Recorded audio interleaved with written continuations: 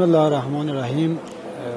مجتبی مفتخر هستم، مدیر عامل شرکت تولیدی صنعت برین، تولید کننده تجهیزات آموزشی. شرکت در سال 1402 با یک قدرت زیاد با سرمایه نیرو انسانی تقریبا معادل 200 نفر در حوزه تجهیزات آموزشی توانست که در سطح کشوری فعالیت خودش را آغاز کنه. در این حوزه و برای بهره‌وری بیشتر و نقش هوش مصنوعی با توجه به اینکه رابطه مستقیمی بین هوش مصنوعی و بهره‌وری وجود داره، تونست با ایجاد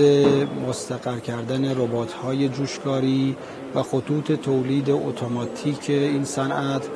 یک تحول عظیمی در صنعت تجهیزات مدارس ایجاد کنه. خب ایجاد این در واقع صنعت و این قرار دادن این ربات‌ها برای تکنولوژی‌های بالاتر توانست این شرکت رو در صدر جدول در واقع تکنولوژی‌های برتر در حوزه تجهیزات آموزشی قرار بده. امیدواریم که در واقع در آینده بتونیم که با استقرار تکنولوژی‌ها و هوش مصنوعی در این صنعت بتونیم که زمینه فعالیت‌های خیلی شدید برای صادرات این محصولات به کشورهای همسایه و کشورهای دیگر رو برقرار کنیم.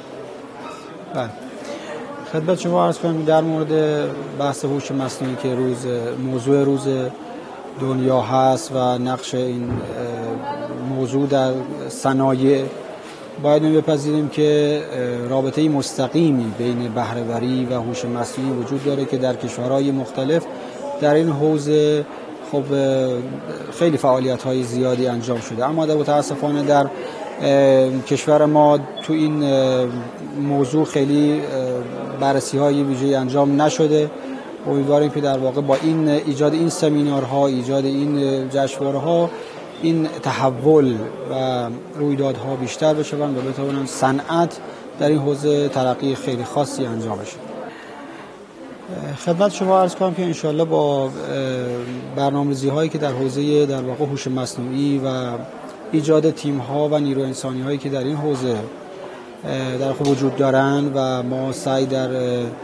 ایجاد یک کارگروه هوش مصنوعی در این شرکت رو گرفتیم، بتوانیم در واقع با مستقر کردن این تیم و ایجاد و اجرایی کردن اون در شرکت در حوزه مکانیزه کردن، در حوزه در واقع رباتی کردن این صنعت بتونیم که فعالیتی انجام بدیم و بتوانیم زمینه صادرات این محصولات به کشورهای دیگه انشاءالله ایجاد کنیم.